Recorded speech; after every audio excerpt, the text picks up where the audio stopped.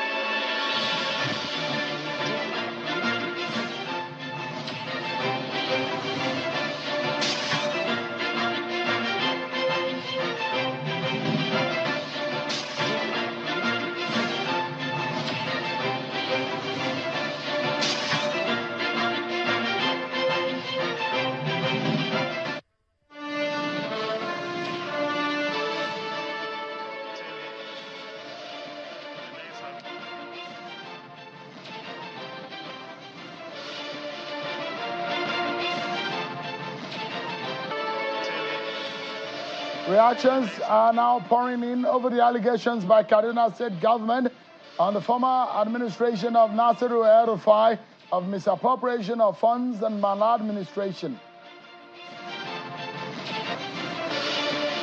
And the Federal High Court in Kano has fined the Kano State government 10 million naira as compensation for breaching the fundamental human rights of the 15th Mayor of Kano, Aminu Ado Bayero.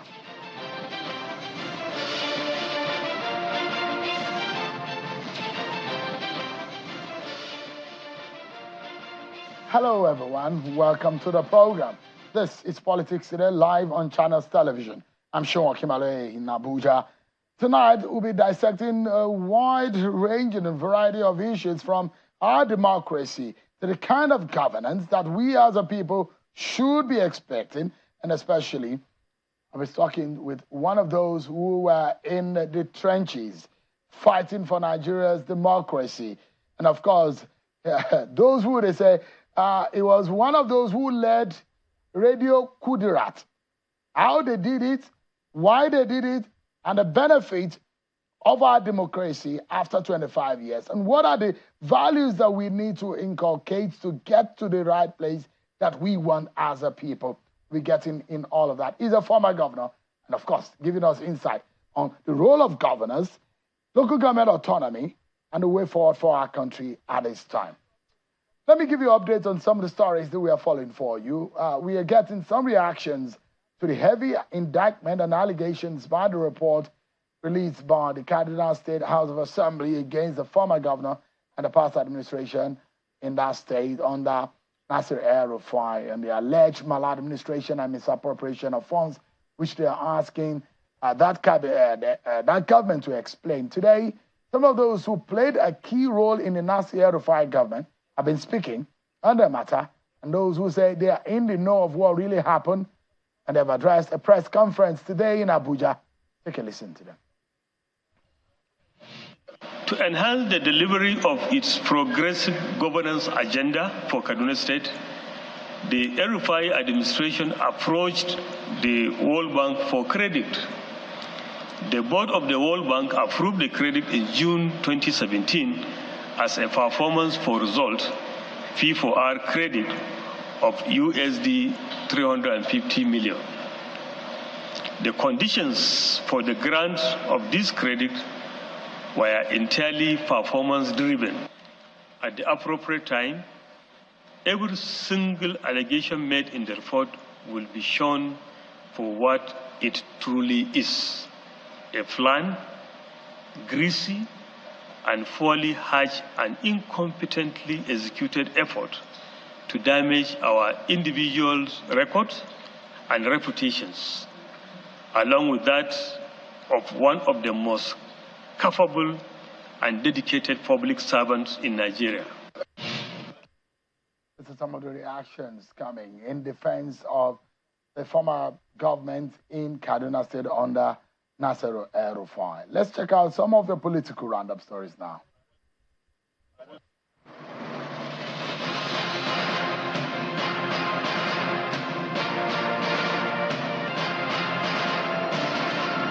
President Bola Tinubu has departed Abuja, the nation's capital, for Lagos State ahead of the Eid-ul-Kabir festival. The presidency says President Tinubu will observe the Eid-ul-Kabir in Lagos, where he will also spend the Salah holidays. The presidency went further to say that he will mark the occasion with prayers and reflection on advancing the transformation of Nigeria in line with his renewed hope agenda. The Court of Appeal, Abuja, has refused to reverse the removal of Amawule and 26 others as members of the Rivers State House of Assembly. In a ruling which was delivered virtually on Friday, the appellate court says given a verdict reversing the decision of a federal high court which declared their seats vacant will amount to prejudging the appeal currently before it.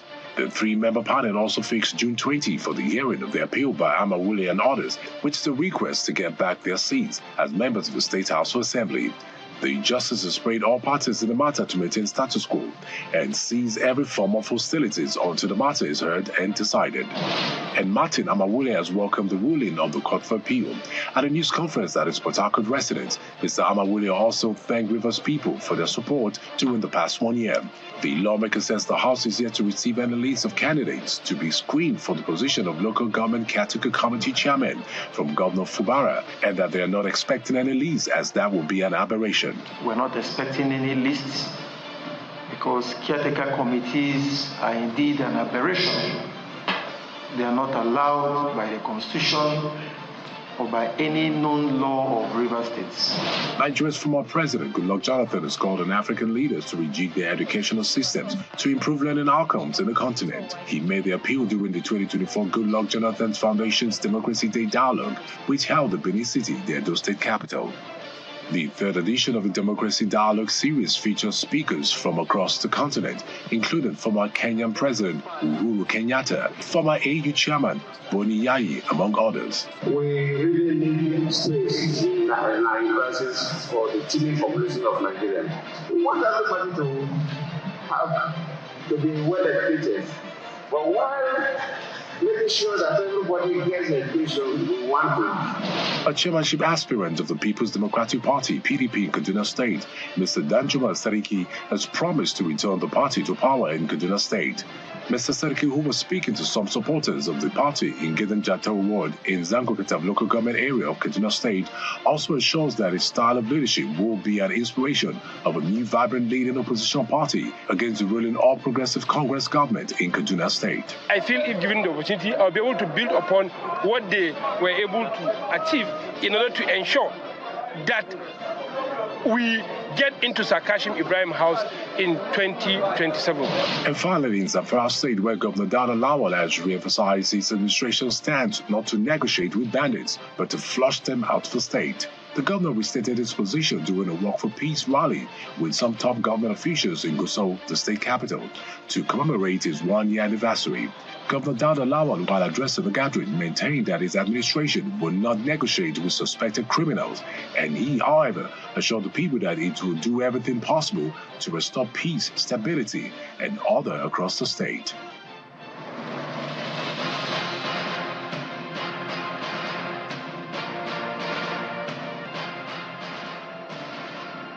Let's also give you an update on what is happening in Kano in respect of the legal tussle over the Kano Emirate. A federal high court in Kano today fined the Kano state government a sum of 10 million naira compensation for breaching the fundamental human rights of the 15th Mayor of Kano, Aminu Ado Bayero. The presiding judge, Justice Amobeda, issued this order while delivering judgment in a case filed by Bayero seeking the enforcement of his fundamental human rights. The judge described the order given by Governor Abba Yusuf for the house arrest of Bayero as unlawful. The respondents in the suit were the Attorney General of Kano State, Nigeria Police Force, Inspector General of Police, the Commissioner of Police of Kano State, State Security Service, Nigeria Security and Civil Defense Corps, Nigerian Army, Nigerian Navy, and the Nigerian Air Force. Tonight, my guest on the program is a former governor. He led the Nigeria Governors Forum, and of course, he's someone who's a very sound education and perhaps an expertise in war and peace studies. Of course, he was one of those in the forefront of the fight for Nigeria's democracy. He was one of those whom you will call a pro-democracy fighter who fought the military in the era when Nigerians were clamoring for a civilian rule. Of course, he was in the operations also of what a lot of us knew then as Radio Kudurat. Former Governor of Ekiti State, Dr. Kayode Fayemi, he joins us live from Lagos State. Thank you so much indeed, Dr. Fayemi, for joining us tonight. Thank you for having me, Sean. I'd like to, first and foremost, 25 years of unfettered democracy.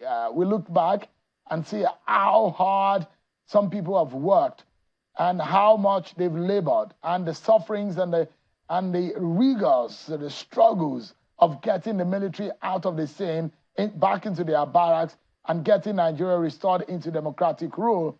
Looking back, for someone who played a major role, who was a younger Kayode then, what do you, well, give us an understanding of what you make of that 25-year journey. Well, thank you, Sean. For me, democracy has to be seen as a process rather than an event, and a journey rather than a destination. Not everything that we expected have come to fruition, but it is in the nature of democratization that we are bound to have bumps and valleys and meandering in the way.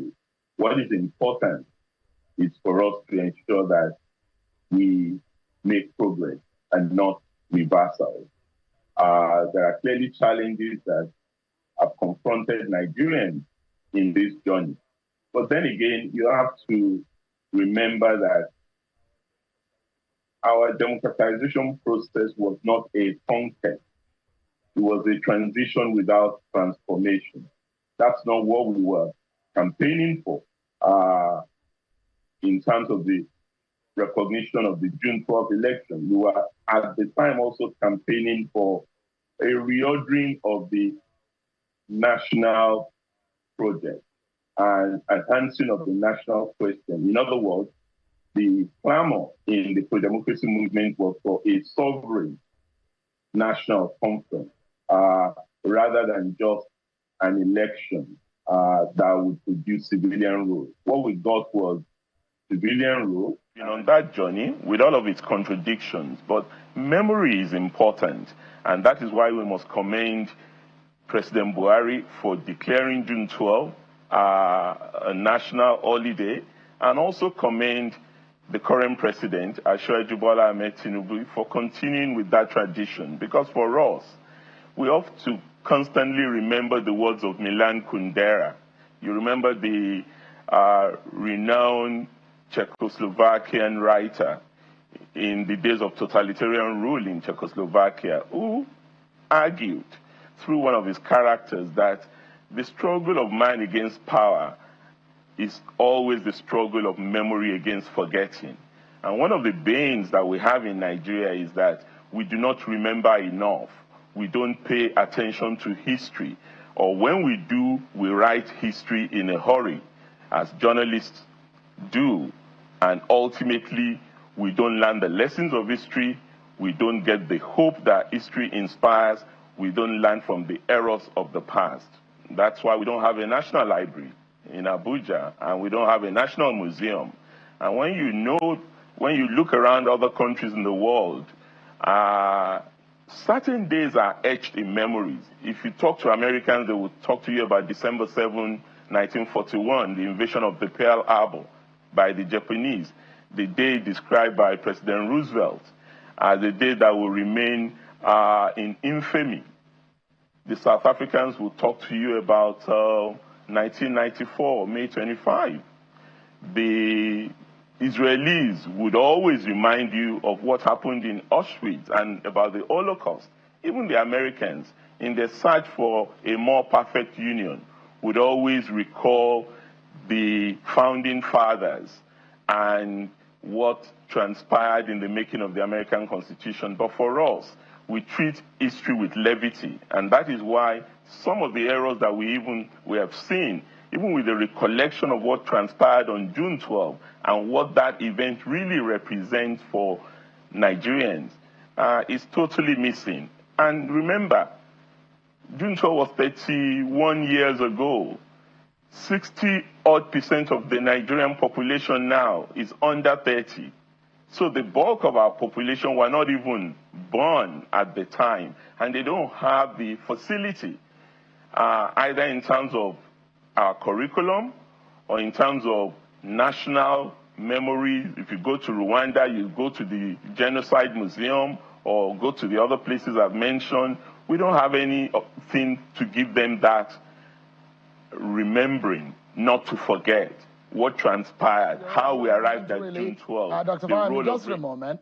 We'll try to fix that. But I would like to speak with you briefly, because when we're talking about history and how we need to record or document some of this history, one fundamental thing is some of the role in which those pro-democracy fighters, what they did and how they went about it, how they became a thorn in the flesh to the military junta at the time. I remember the role you play in Radio Kudirat, and those who will be wondering how that came about. But we're going to break, everyone. But when we come back, we'll be speaking with Dr. Fayemi on some of these struggles and how Nigeria can help develop our democracy, especially under the Bola Tinubu government. We'll be right back, everyone.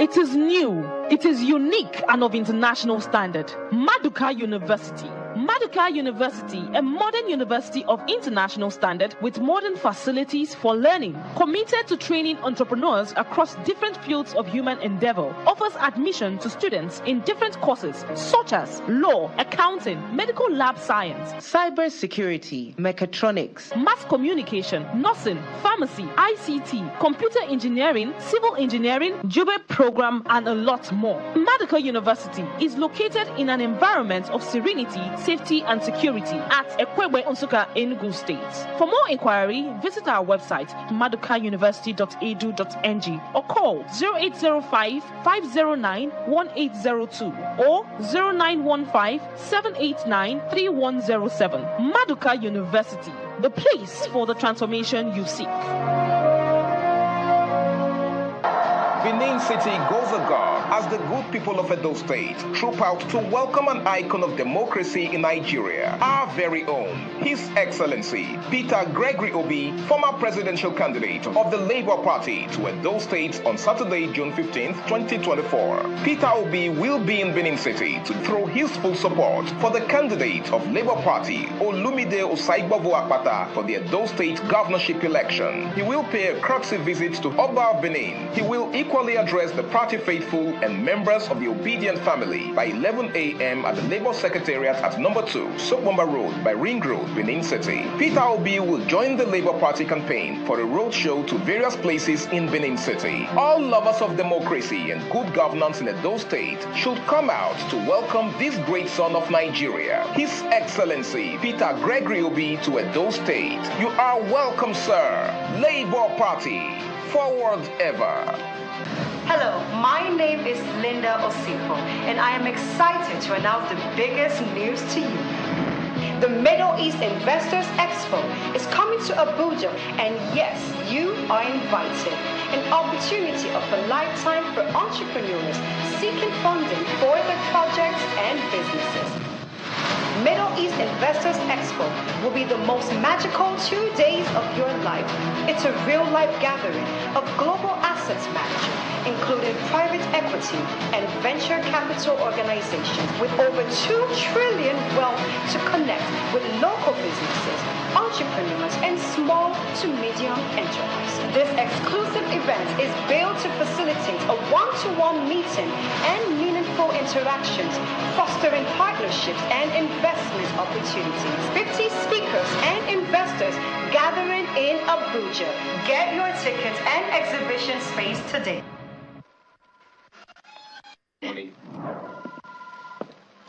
There's a lot of fear in the journey towards building wealth, especially in an ever-changing economy like ours. And you know why that is?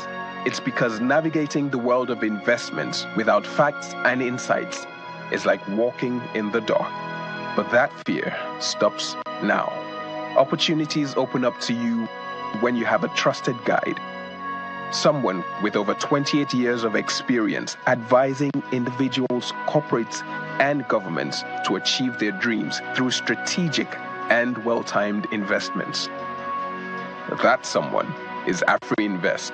The journey of 1,000 miles is easier when you have a trusted guide and partner who knows the way. So, take the first step.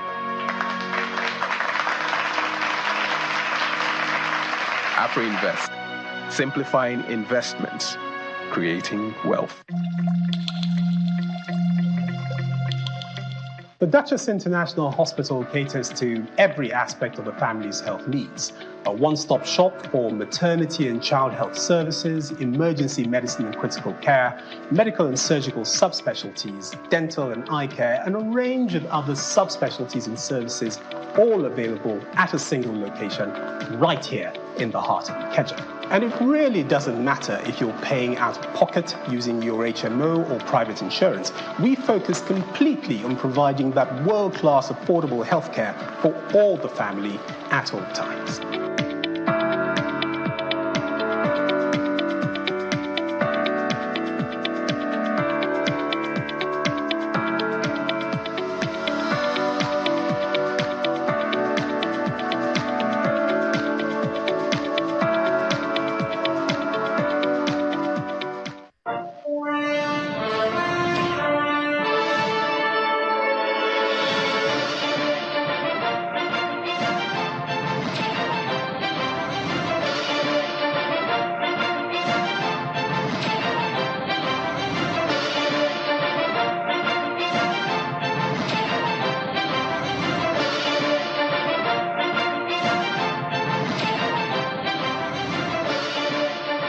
Everyone for staying with us. Let's get back to our conversation with Dr. Fayemi, former governor of Ekiti State.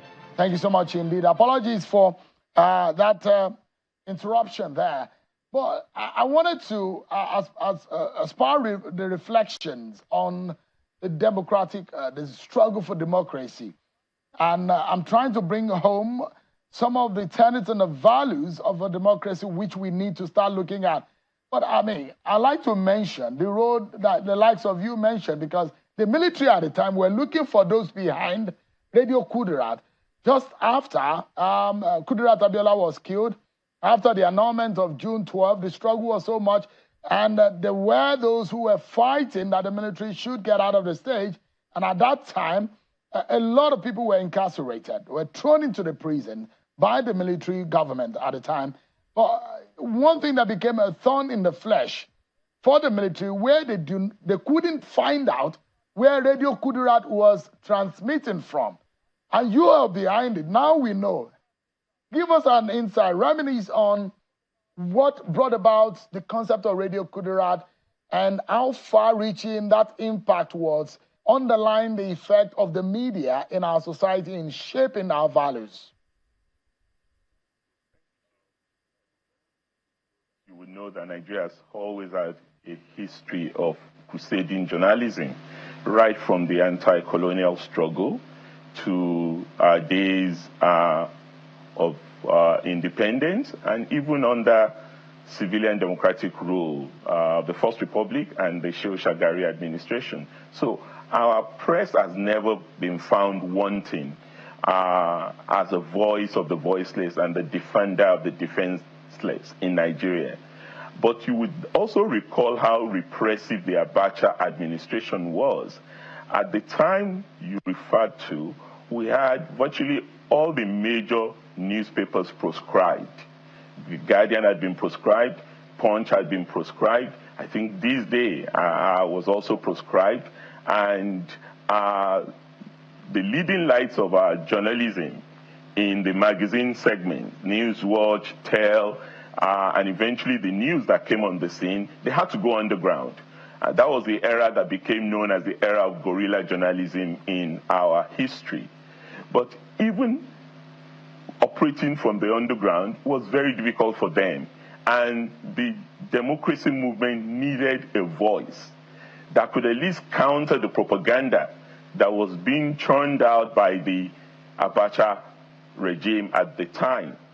That was what informed the creation of the radio. First, we had Radio Freedom, and Radio Freedom was an FM station broadcasting all around, from around and within Lagos. Let me put it that way.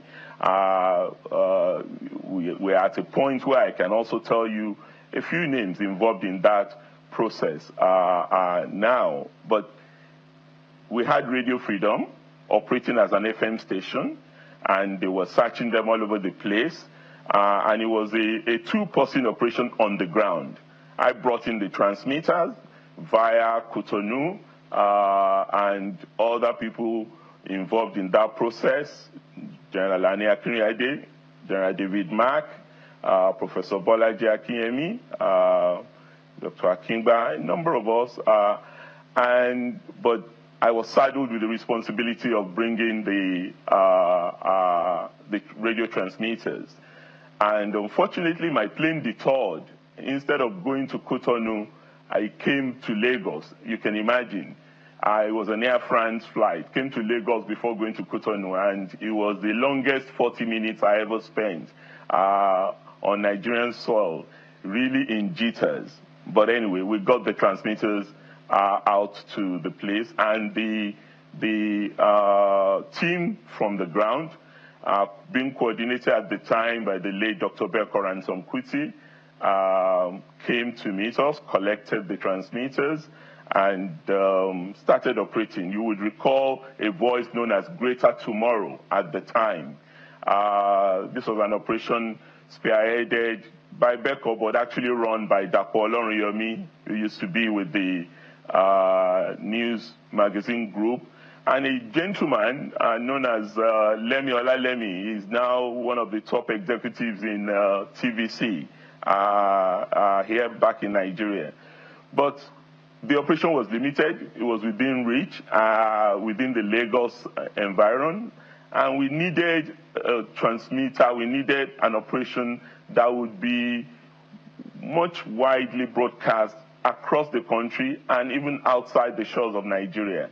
That was what led us to our larger Radio Kudirat operations, which was really run from the oil town in Norway. We owe Norway and Sweden a great deal of gratitude for the role they played in supporting how we put together the Radio Kudirat operations, which of course I was managing, but I had a lot of leaders who were also involved in the operation. Chief Anthony Enaro himself, Professor Wale Soyinka, the leadership of NADECO abroad, our own leadership in NALICON, the National Liberation Council, and a number of professionals. God rest the soul of Mr. Yinka Johnson and Mr. Dio Johnson. I believe George Noah, one of our colleagues in the production team, still lives here in Lagos. And we had a lot of broadcasters from around the world. My late colleague Tajuddin Abdurrahim used to do the Hausa broadcast. Shola Adeyeye, Dele Mohamodu, Uchionye Agucha. I can't recall all the names, but what is important was that it was a complex operation run from Stavanger in Norway and broadcast in about 12 Nigerian languages at the height of our operations of Radio Kudirat. Interesting, and that's why a lot of anyone born just after 1993 may not understand some of the gravity, and that's why history is very important.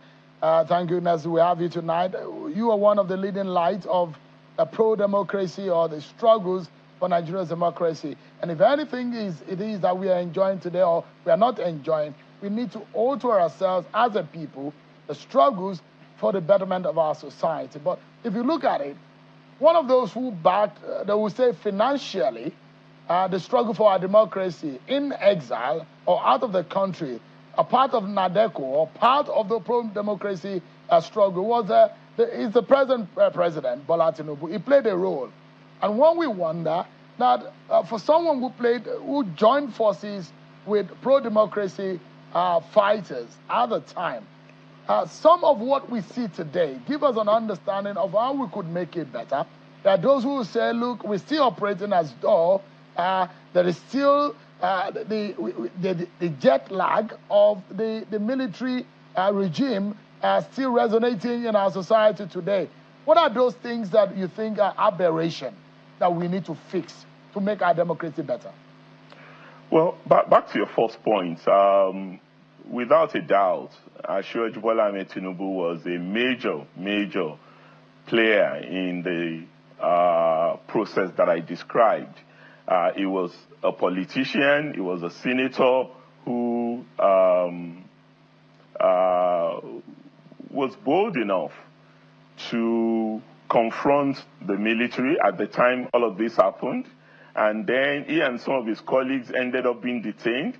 And then he escaped and joined us in exile. And he was very active. Some of these processes that I talk about, if you read my book, Out of the Shadows, Democracy and Freedom, in Nigeria, the Quest for Democracy and Freedom, you will see in greater detail a lot of what I'm talking about in terms of the role that he played, either in financing or in actually actively operating alongside many of us who are directly involved in some of the post-1993 activities. But to your substantive question about why are we still where we are, I think if we're not to take a cynical view, we're not where we were in 1993.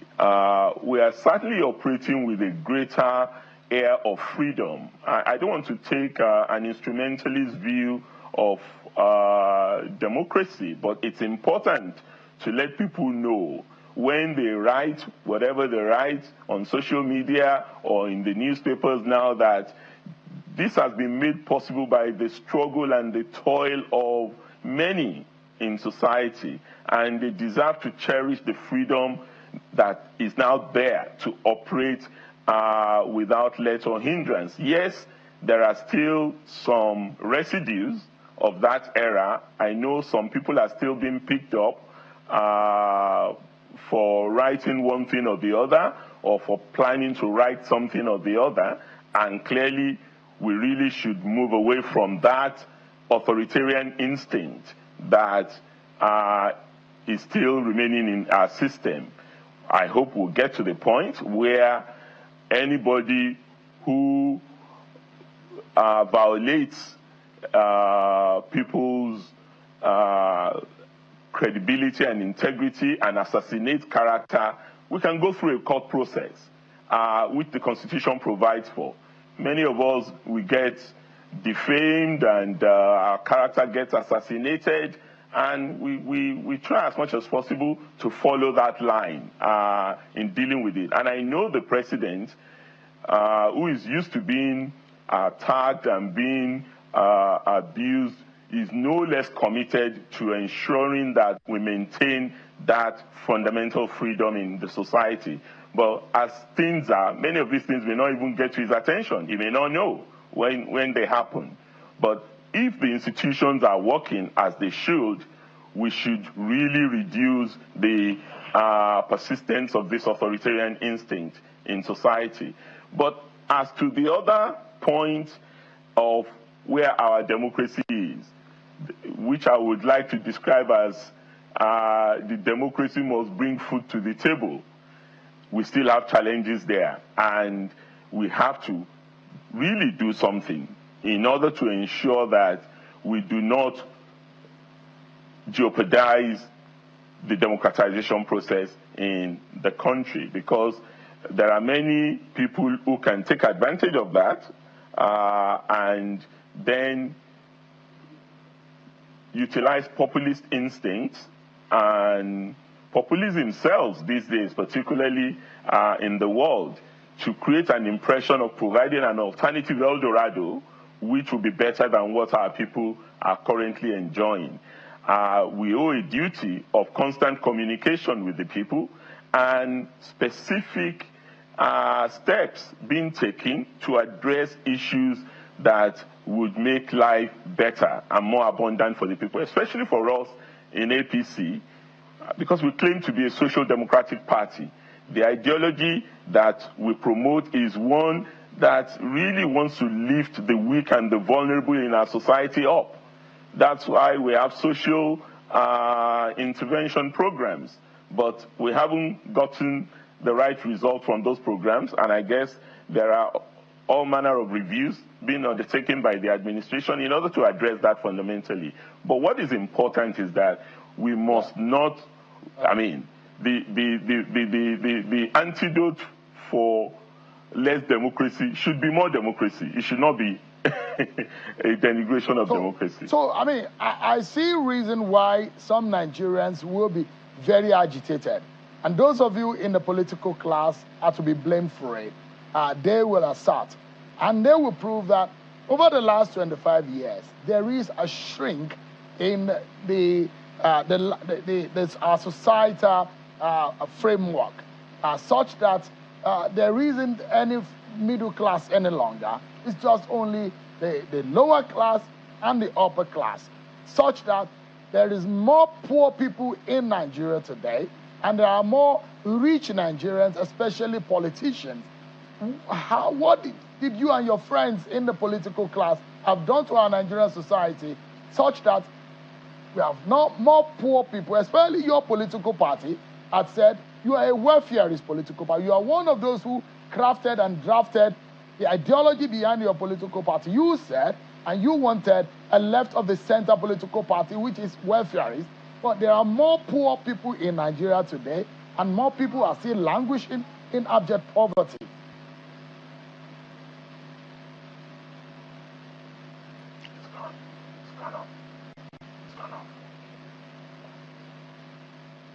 I don't know. Governor Fayemi, can you hear me? Okay, I can hear you now. Sure, I can hear you now. I lost you for a moment there. So my question really is that a lot of Nigerians will blame some of you in the political class of eroding the middle class and of course the upper class and the lower class, and that the political class have impoverished the average Nigerian so much that they now have their bowls begging for favors from the upper class, so much that governance has now become much of something that we cannot even see. We only hear about it. What have you in the political class done to our society? What really happened? Where did we lose it? Sure. Well, the political leadership in the country definitely cannot absolve itself of the deleterious impact of the economic challenges that we're facing. And yes, ordinary Nigerians should blame us and hold us to account for not making their lives better.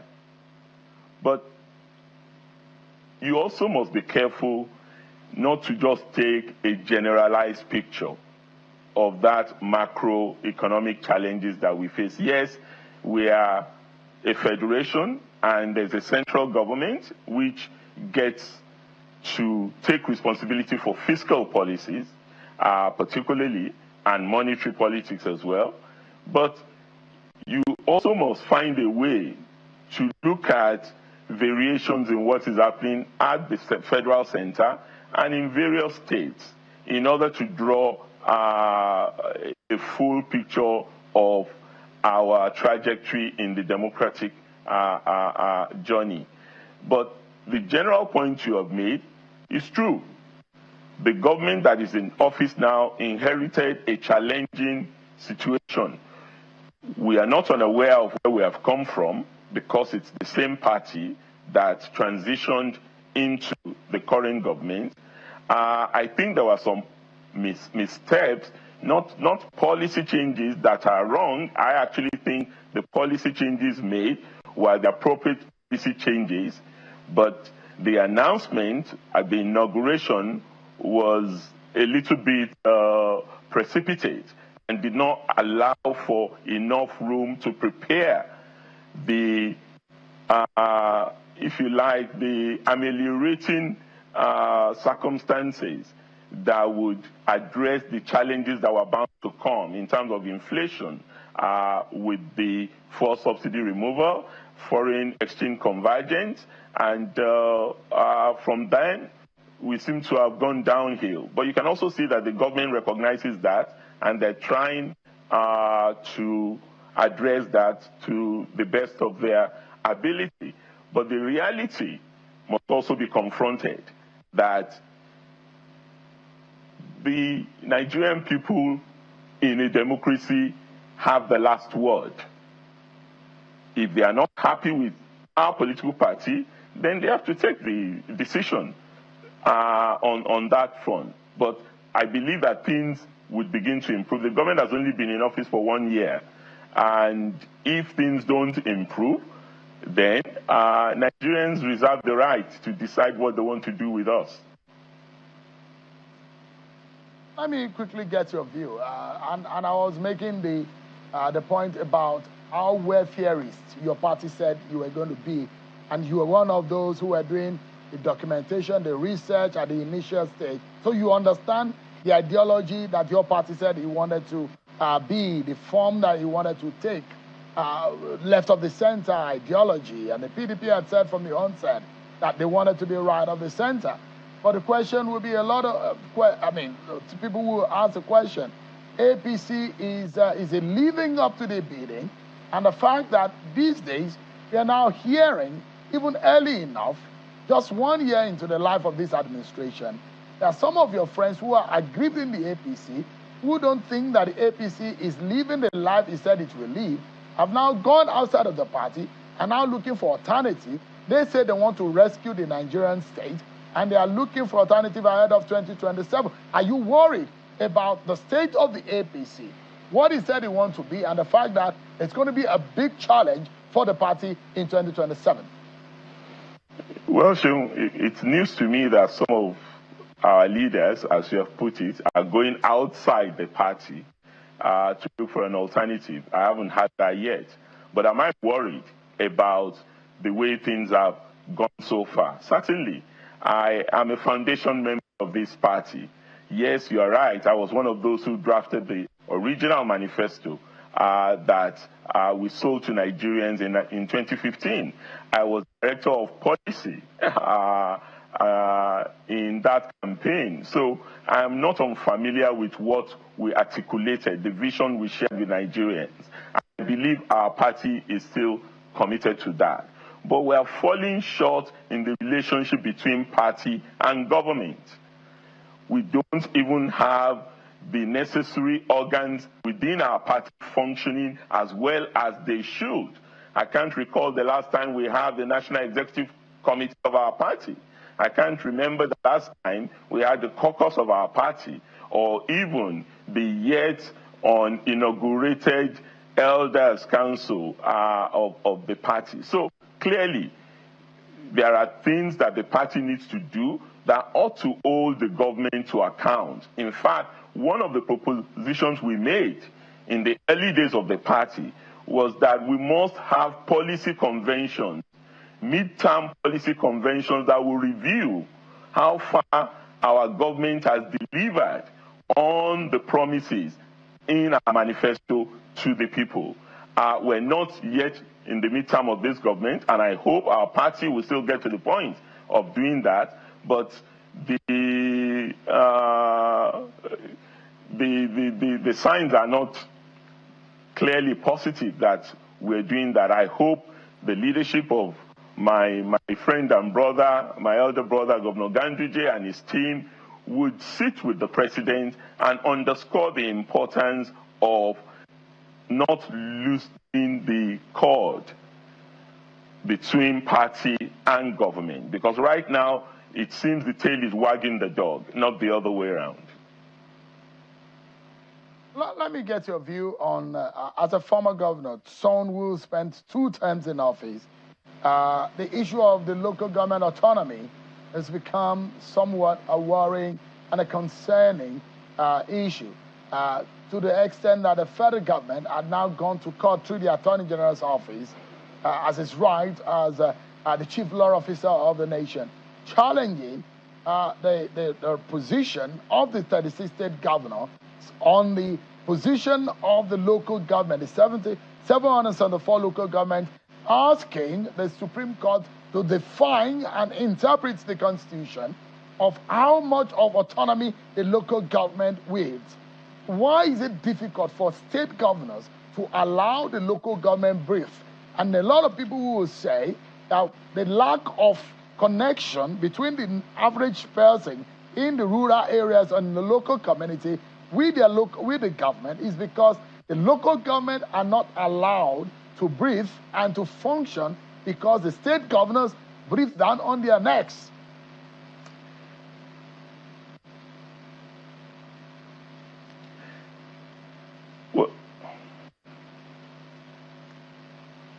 Well, sure, I don't know if you finished, because I'm not quite sure if you've completed the question you were asking me. But on yes, I have. You have? Okay, thank you very much. I have a known position on this, Sheung. As you know, I was chairman of the Nigerian Governors Forum, and this is a matter that we dealt with repeatedly under President Muhammad Buhari, and I had several occasions to meet the president to explain the position of the governors to him and the position of the Constitution, because people tend to forget. I know that there's a large army of choristers who talk about local government autonomy. I don't know what they mean by local government autonomy, because in a federal entity, anyone familiar with the principle of federalism, even though it differs from country to country, but anyone familiar with the broad theory of federalism would know that you only have 2 federating units of coordinate rather than subordinate jurisdictions. And states and federal, the central government, are the federating units in Nigeria. I know that this is confused often when people use, second tier, the third tier of government, the fourth tier of government, and all those indeterminate terminologies for it. But what is important is that the Constitution of Nigeria, as it currently stands, does not even give that window. And I think the framers of the Constitution were right when they did that, by subsuming local governments within the ambit of the state. Even the current president, one of the battles I was known for that he fought as governor in Lagos State was to ensure the right of states to be able to determine the number of local authorities they want to have and development areas.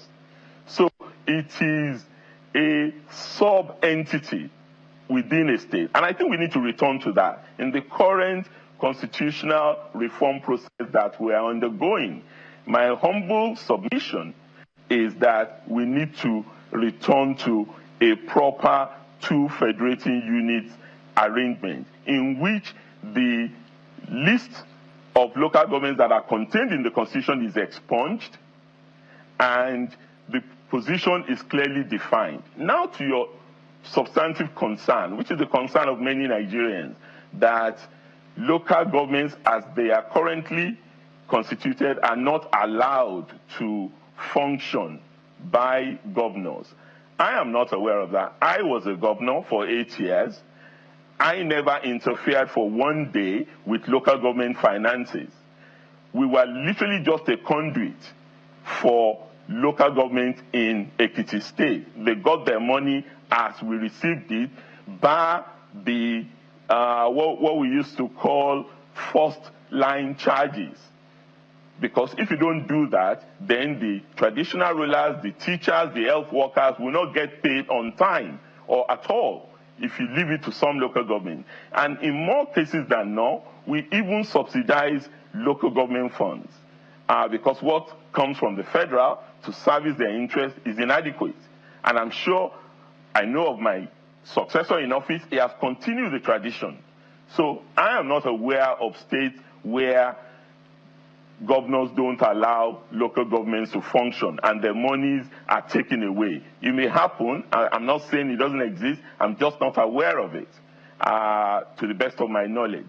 But if that is the situation, what we need to do is use peer pressure within our own forum. And I believe that the current chairman of the Governors Forum will be quite prepared to do that. I don't see that, well, I'm not a Supreme Court judge, but if it is on the basis of what is contained in the Constitution, I took the federal government to court as chairman of the of the Governors Forum 2 years ago. And this was thrown out by the position of the federal government was thrown out by the Supreme Court. And it is the same issues that my learned friend and brother, the Honorable Attorney General, I'm just an educated friend of his, has taken to court. The issues that were argued in the case that the Governors Forum took to the Supreme Court for clarification 2 years ago are the same issues that have come up now. So I'll be surprised if the Supreme Court were to rule against itself or change its position on that. Dr. Fayemi, I beg to disagree with you tonight because the school of thought that you are following in describing how a federal state should be structured, that there are, and I can give several federal states who operate as a three-tier. You are referencing a federal state as a two-tier. And I'm wondering... Two federating units, not tier. Don't use the word tier, Sheung. Familiar federal systems of government across the country. You can reference Professor Sunstein. You can reference Martha Hatfield of Harvard, and those who have written very in-depthly about federal system of government. They've talked about three-tier of government, where you have a national, which is the federal, the provincial, which is the sub-state, and the federating, the sub-federating unit, and also the municipal, which is the lowest of the lowest. And the concept of federal system is to allow the breakdown of government roles such that the people can have a benefit and a connection with government. And so I'm wondering what theory you have to prove that there is a federal system is supposed to be a two-tier. And you're not the only one that holds that view. And there are some governors who hold that view. And there are those who believe that governors find it difficult to allow the local council breathe. And that's why development is at the lowest in our country today. Sheung, I'm not just a governor. I'm a student of political science. I'm actually also teaching political science as I speak in a university. So if I said that we have federation as two federating units, you can go way back to Casey Ware, the father of federalism, and you would see how that is structured. I'm not saying that municipalities will not exist or that local government should not exist, but they would exist on the basis of what the local circumstances in their state prefer. That is all I'm saying. And that is why when Governor Bola Ahmed Tinubu went to the Supreme Court after the creation of the 37 LCDAs in Lagos, he was actually taking that particular point forward, that look, we in Lagos, where we have 20 million people, we can determine how closer we want our municipalities and local authorities to be to the people. And that is why we've created more development areas.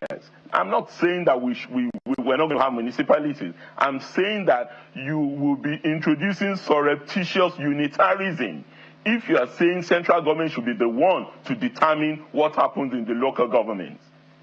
That is a travesty of federalism. It's not an advancement of federalism. So let me ask you, there are those who are asking for restructuring of Nigeria because the present template isn't working well. We need to internalize, sit down and look at what works for our multicultural, multi-ethnic, and a very varied principles that we hold as a people. But my final question to you, Governor Fayemi, will be, the issue of minimum wage is on the plate, and there are arguments as to why do we have to leave it to almost 5 years for us to review. The question is whether or not the states can be able to sustain. The NGF had come out to say they are unable to sustain it if it gets above 60,000 naira. What do you think is sustainable? How can we sustain our federalism? How can the states survive? How can our nation move forward? What structure do you think fits us best? You've been a governor for 8 years, so you can be able to tell us better. Again, Seun, this is a perennial challenge. Every governor has to deal with the issue of national minimum wage. The position of the Nigerian Governors Forum, by the way, when I was governor and chairman of the Governors Forum, and I believe even till this recent negotiation, is that we should decentralize minimum wage negotiations and allow states to have their own negotiations with their own labor unions, whilst the federal government conducts its own negotiation, because the fingers are not equal. You should also, we've argued at the level of the Governors Forum that should also apply to governors. The governor of Lagos State should not be earning the same salary as the governor of Ekiti State. He has more resources. But we all go by Ramfak.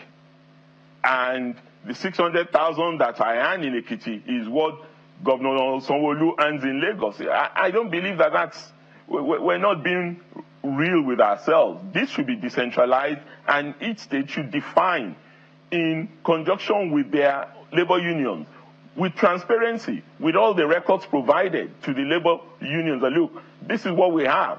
But you are also only 5 or 10% of our population. We also have 90% of the population that we must attend to. Yes, you are 10%, and you probably cater to maybe 4 or 5 mouths in by each of you in your various homes. But the reality is that there are things that must come from the common pool to service the overall interest of all the citizens in the state or at the national level. So I think we need more thinking, more rigorous thinking into this process rather than dogma. What we're dealing with now is dogma. Labour does not want to hear anything about decentralized national minimum wage. And decentralized national minimum wage does not mean that what is paid at the level of the state will be lower than federal. In the 60s and the 50s, civil servants in Western region used to earn more than federal civil servants. Edo State has now given 70,000. Yeah. So I think we need such... We're out of time totally. Yeah. Such innovative thinking. We're totally out of time. I'm sorry. Yeah. We are totally out of time. But if in 10 seconds, if the president has to do something about this issue of structure, What do you think he should do now? It's a matter of urgency, isn't it? Just 10 seconds, please. Well, I think he should just collate all the works that have been done, the 2005 Political Reform Committee work, the 2014 committee under the President Jonathan administration. All of these should be collated. The president should then, including our own APC True Federalism Committee, and then combine, send it to the National Assembly as his own memo, his own bill to be considered for enactment into law and the Constitution. And that should then be subjected to a referendum. I think that is the part that is missing now in the current Constitution. We need a national referendum on whatever the outcome of what the National Assembly produces. Dr. Fayemi, former coordinator of Radio Kudirat, who will say this because we're remembering democracy struggles. The former governor of Ekiti State, now a scholar. Thank you so much indeed for your time tonight. I appreciate your giving us your time to give us this perspective. Thank you so much indeed. Thank you, Sean, for having me. Thank you. I appreciate it. That's our show for today, everyone. I'll see you on Sunday, God willing. God bless Nigeria.